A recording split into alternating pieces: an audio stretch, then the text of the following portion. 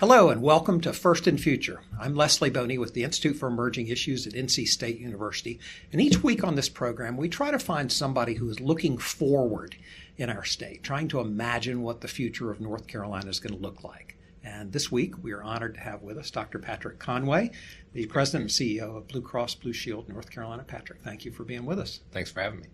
I'm going to talk a little bit about your bio and then double back on a couple of things if I could. You grew up in Texas, Yes. Went to Texas A&M University, graduated from Baylor, spent some time at the Harvard Children's Hospital in Boston, spent some time in Cincinnati, back in Washington, and finally came to North Carolina. Is that a good summary? That's right.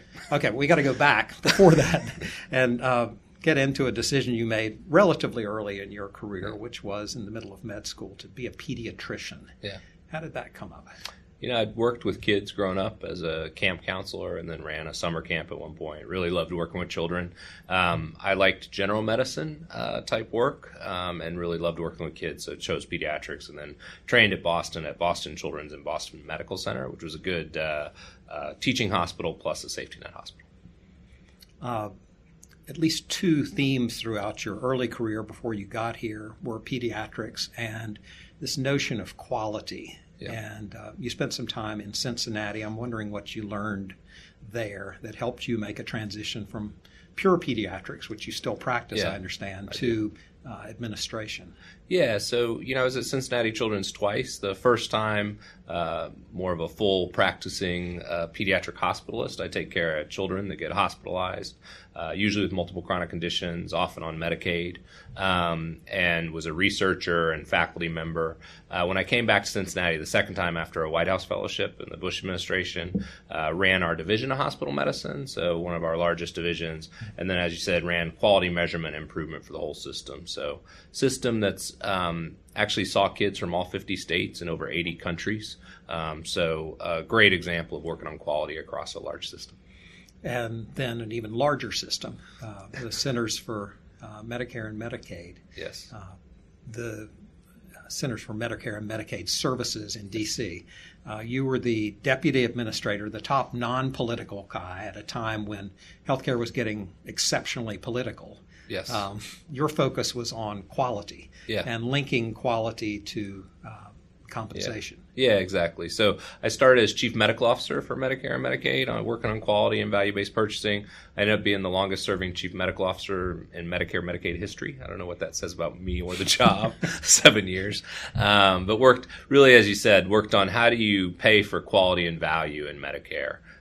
And ran our innovation center, so these new payment models, but they were all about paying for better health outcomes, lower cost, and a great experience, essentially paying for value instead of volume. Most of healthcare, we pay, every time you get admitted to the hospital, we pay again. That's not how patients would like our payment system to work, how people would like it to work. So how do you pay for value? How do you pay for preventing a readmission, preventing a patient from coming back to the hospital? The U.S. has always been about quality. We have not always been about cost containment. Yes. So there's friction in the system and has been for some time. How do you begin to chip away at that, and what are the primary barriers to doing that? Yeah, I think cost in the U.S. healthcare system really is our central challenge. I mean, we are significantly higher costs than our international competitors. That is a major issue, as you know, for businesses across the country, for individuals, for families. So the work we're doing in North Carolina now really is about how do you control cost while you continue to improve quality. Looks like, at least with projections, although you could have something to do with that, nationally we're looking at an average of 5.8% per year in increase in costs through 2025, at which point healthcare will comprise more than 20% of U.S. GDP. Not asking you to turn all that around, but what are the steps? What are the general components of slowing down that increase in cost? Yeah, so let's do Medicare and then North Carolina. So for Medicare, when I started, Medicare, the trust fund was actually supposed to go broke in 2017. The good news is it's now 2028. The bad news is that's 10 years away. So we actually had the lowest, through accountable care organizations and a lot of things we did in Medicare, had the lowest cost trajectory in Medicare history. We're actually going to try to apply a lot of those lessons here in North Carolina. So what we talk about is less than 5% preferably as low as possible. Even some examples of negative rates we can talk about across all lines of business. That's our goal. So people can tolerate that amount of cost increases, if you will. And our goal is to keep costs flat and even negative if possible. People are generally more tolerant of cost increases if you can also see dramatically obvious improvements in quality. And yet, for the past 3 years, we've seen a decrease in life expectancy for the first time since the flu epidemic of 1918. Yeah, so a couple things. One is, as you said, we have zip codes in America. We have life expectancy going down overall, first time in U.S. history. We have zip codes with literally life expectancy that looks like a developing nation, including in North Carolina. So I think fundamentally we have to do a few things. First, on opioids, we have to tackle that head on. We're investing in mental and behavioral health treatment. We're investing in substance use treatment. We're investing in prevention. We're investing in pharmacy changes in opioids. So multifaceted approach. Second, on the sort of zip codes, the social determinants of health issues, so things like food insecurity, transportation, housing, that we know affect 50% or more of population health outcomes. We, as a company, are investing over $50 million last year, and it will continue to grow in things like food insecurity, housing, transportation, and really targeting that in the zip codes that need it most. A lot of those are rural in North Carolina. So how do you really invest in health across the entire state? That's what we're trying to do.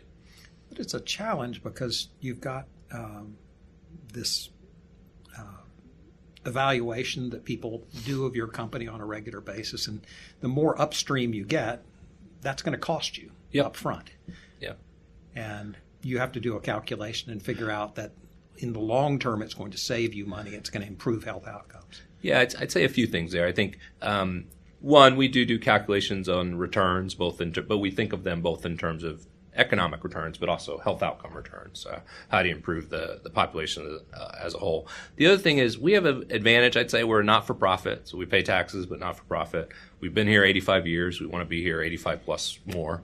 You know, I met a 75-year-old at one point. We had insured every day of her life.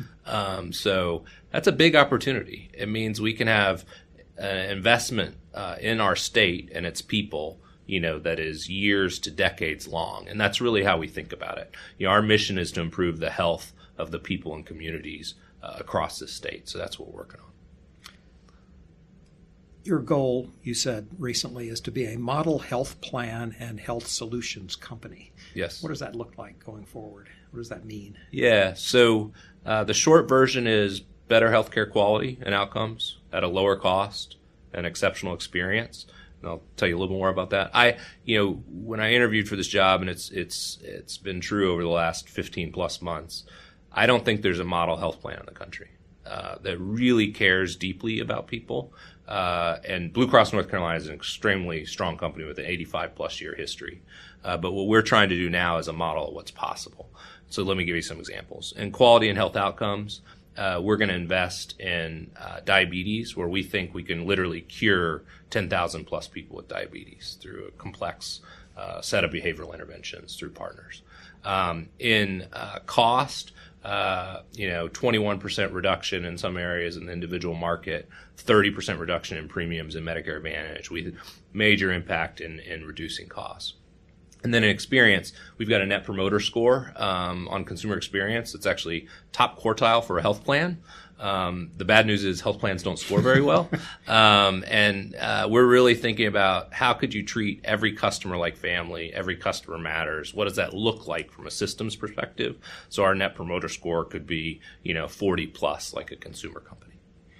Roughly 60% of the people who could be working in North Carolina are currently working. That's our labor force participation rate. It's not the highest in the country. It's not the lowest in the country. But that means 40% of people who could be working between 25 and 64 are not. Yeah. And about a third of those are reporting some sort of substance abuse challenge that they have. Yeah. You mentioned substance abuse prevention earlier. You mentioned chronic disease prevention, the work you're doing on diabetes. How important is that substance abuse work that you're doing? I mean, it's critically important. I mean, first on On the work numbers, it's a broader conversation. I'm reading 21 Lessons for the 21st Century right now, which talks about this, a book recommended by Bill Gates. There's some major issues on education and training that we need to work on as a nation and in North Carolina. On the substance use issue, I mean, it's one of the most critical public health issues of our time. You literally have more people dying from substance use than most of the common diseases you can think of. So, I mean, it's, top 10 killer, top 10 cost, top 10 morbidity, really huge effects on families, effects on families that I know, I bet families that you know, and it's across all economic strata. So it really is, how do you prevent substance use? How do you treat? We've got the first chief of mental and behavioral health in this company's history, leading our work on integrating mental and behavioral health care with primary care. So it's not a separate silo. It's just as important, if not more important, than physical health. So really, how do you integrate mental and behavioral health, including substance use treatment, with primary care and the rest of healthcare? A lot of people in North Carolina are state employees. You're the state health plan administrator, which means you sit between the state health plan that's trying to contain costs as much as possible and the providers that are trying to maximize revenue and profits as much as possible. How do you play that role? Yeah, so, the state health plan is our largest employer, self-funded employer, client. And so, as you can imagine, we treat it like other clients. They have goals led by the treasurer and their team, and we work with them to implement those goals. We are and do want to work with the treasurer on population health management tactics, and obviously the treasurer's also announced his plans for cost-cutting measures, so we're working with him on those issues. The Affordable Care Act over the past few years has been volatile. It's been hard to predict exactly who's going to be in the pool every year, and you've had to make guesses or informed guesses, but you've had to put your neck out there every year and say, here's who we think is going to be in the population. How have you managed that? Yeah, I mean, it's been challenging in this company, including some rough years before I got here that I'm sure you know about. And that was true nationally, so not just in North Carolina. I think the important thing is we stayed. So when big national for-profit payers came into various counties and then exited because they weren't profitable, we stayed in all 100 counties. And we plan to stay in all 100 counties. That being said, we said in our rate announcement last year that if you fixed some basic things in Washington, and like the individual mandate and some of the risk adjustment reinsurance, et cetera, our premiums could have been 15 or more % lower. So with a premium reduction of average almost 5% reduction, you could have been talking about an almost 20% reduction if you fix some really basic things.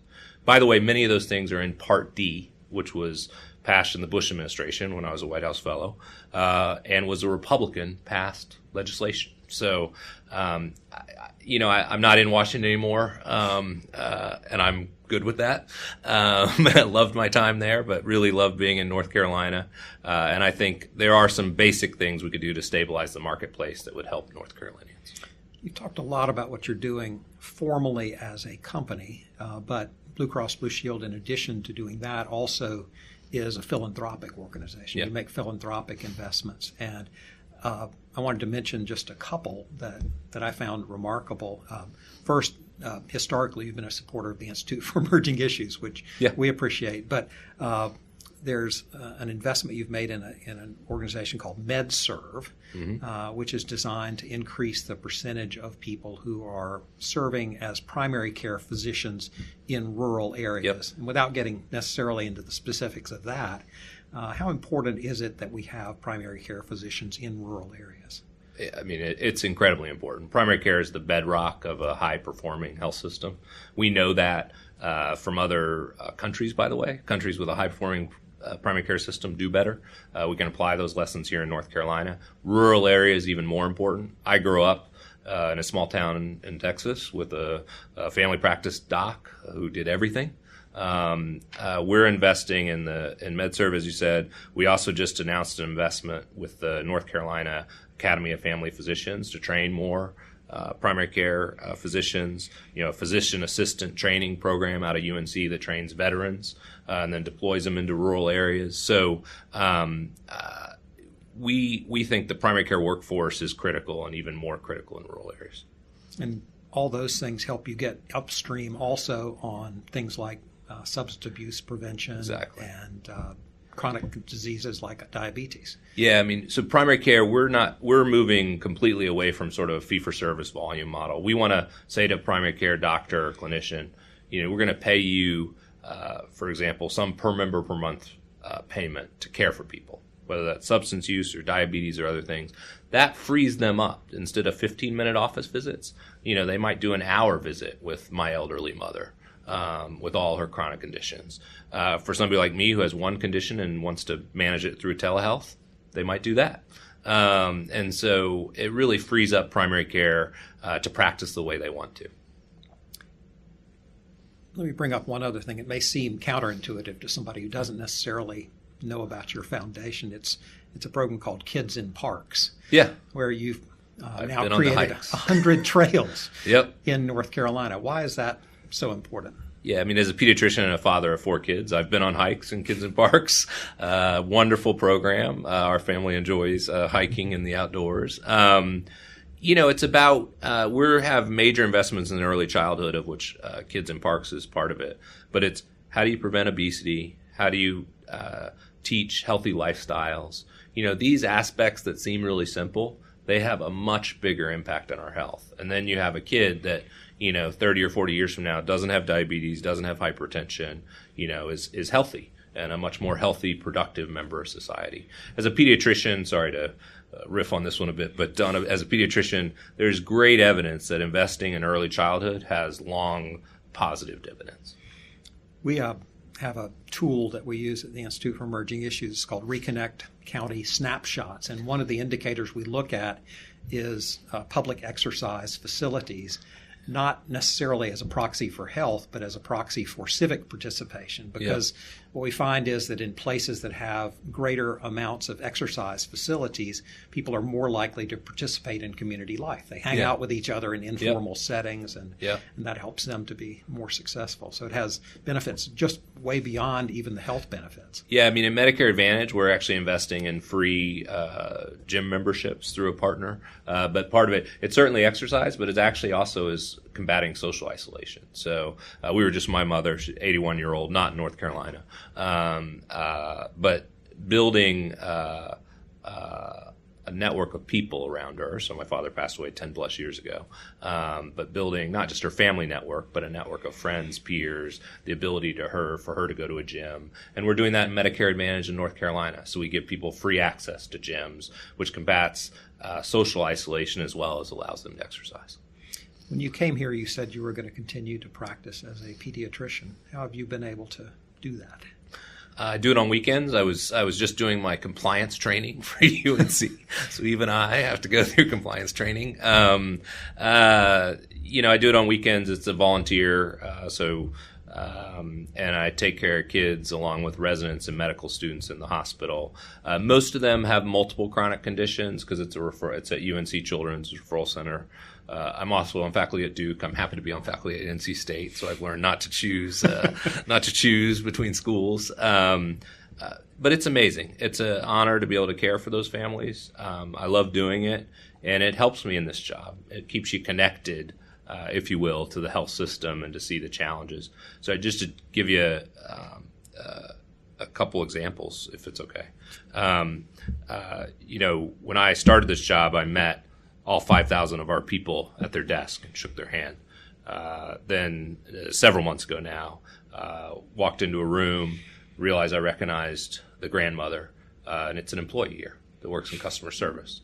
And her grandson, who ended up being hospitalized briefly, could have been managed at home, but our health system doesn't always provide all the resources at home. So we end up sometimes hospitalizing kids or adults that could be cared with home-based primary care. Another example, our foundation and our corporation invests in food insecurity, combating hunger. You've got counties in North Carolina where 8 out of 10 kids are hungry. almost every weekend, I will take care of a child that gets hospitalized with with failure to thrive. Wow. So failure to gain weight, and the cause is food insecurity, lack of food at home. So you spend, thousands and thousands of dollars for hospitalization, whereas you could have fed that child, for a year through investing in a different way. I was a member of the board for the Food Bank of Central and Eastern North Carolina. Thank you for that. Yes. And for the investment you're making there. A really important part of our future. You can't learn if you can't think. And Yes. you can't think if you are hungry. Exactly. It's a really important part of the work. Well, Dr. Patrick Conway, thank you for making it through this entire interview without mentioning that you were a Texas A&M alum. I'm an NC State person. I had a recent painful experience, and you were kind enough not to say anything about it. So I am a big Texas A&M fan, but I'm NC State. I'm sure will do great next year. How do you handle the audacity that comes as sort of part of the package growing up in Texas and being in another state? I've moved around quite a bit. So we've got used to it. My wife's from Boston. We met there. We've loved Raleigh-Durham. So we live in Raleigh, have 4 kids to age 10 through 3, and just think it's a great place to live, great community, and really love being here. All right. Thanks for being with us. Thanks for having me. That's our show for today. Dr. Patrick Conway is the President and CEO of Blue Cross Blue Shield North Carolina. Thanks to Greg Hedgepeth and James Herrick for producing today's show. I'm Leslie Boney with the Institute for Emerging Issues at NC State University. We'll see you in the future.